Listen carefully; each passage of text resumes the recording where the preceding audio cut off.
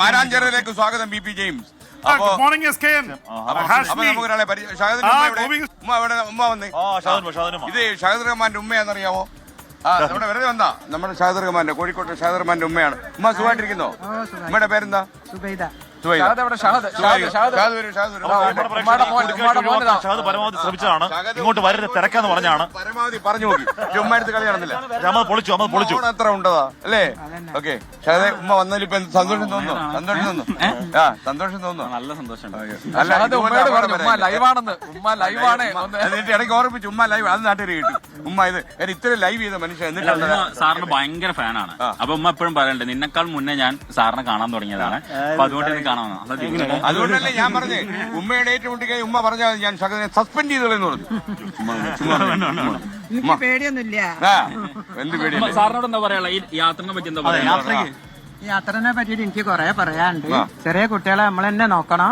ഇവനെ ഞാൻ ഒരു പിടുത്തം പിടിച്ചതാ.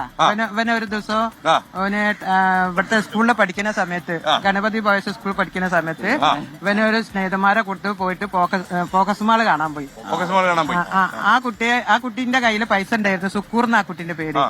ആ കുട്ടി ഫാമിലിയൊക്കെ ഗൾഫിലാ. അപ്പൊ അവര് ഭക്ഷണം കഴിച്ച് ഐസ്ക്രീം തന്ന് എല്ലാം ചെയ്ത് വീട്ടിൽ വന്ന് ഉമ്മനോട് ജോലിയായിട്ട് പറഞ്ഞു തന്നു. ഉമ്മ നമ്മളിന്ന് ഫോക്കസ് മാളിൽ പോയി അങ്ങനെന്നൊക്കെ പറഞ്ഞു തന്നു. ഞാൻ ഇവനെ അറിയാണ്ട് സാറിനെ വിളിച്ചു പറഞ്ഞു. സാറിനോട് ഇവര് പോയ കുട്ടികളെ പേരൊക്കെ ഞാൻ എടുത്തതിന് ശേഷം പറഞ്ഞു. ഞാൻ സാറിനോട് പറഞ്ഞു, സാറേ എങ്ങനെ പോയിട്ടുണ്ട്. ആ കുട്ടിക്ക് സാമ്പത്തികമായിട്ട് ഉള്ള കുട്ടിയാണ്.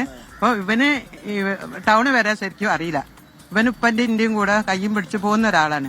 അപ്പൊ അതുകൊണ്ട് പിന്നെ ഇനി ഇവൻ 8ാം ക്ലാസ് എത്തിന്നല്ലാണ്ട് കോഴിക്കോട് സിറ്റി ഓൻ അറിയില്ല. ഇന്ന് വരെ ഓൻ അറിയില്ല. അതിപ്പോ ലോകം അറിയാം. ഇന്ന് വരെ ഓൻ അറിയില്ല. ഇന്നിപ്പോ ഈ കോയസാറ്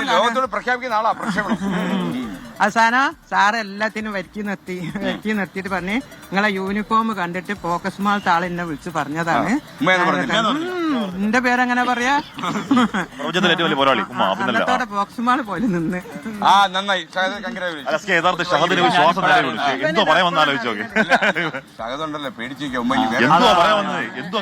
ഇങ്ങോട്ട് വരുത്താതിരിക്കാൻ രഹസ്യങ്ങളൊന്നും ഓനില്ല. അപ്പൊ ഇവരെ കല്യാണം എപ്പോഴാണ്? വീട് പണി നടന്നുകൊണ്ടിരിക്കുകയാണ്. അപ്പൊ അത് മനസ്സിലുണ്ട്, കല്യാണത്തിന്റെ കാര്യം മനസ്സിലുണ്ട്. അപ്പൊ വീട് പണി കഴിഞ്ഞാൽ ഞാനും ഓനോ നമ്മപ്പോ കുറച്ച് സാമ്പത്തിക ബുദ്ധിമുട്ടൊക്കെ ഉണ്ടല്ലോ. ഈ വീട് പണിന്റെ ഉണ്ട്. ആളെ കിട്ടുന്നുണ്ടോ? ആളിഷ്ടം പോലെ ഞാൻ തയ്യാറാവാത്ത പ്രശ്നമാണ്. ആളിഷ്ടം പോലുള്ള പ്രശ്നം.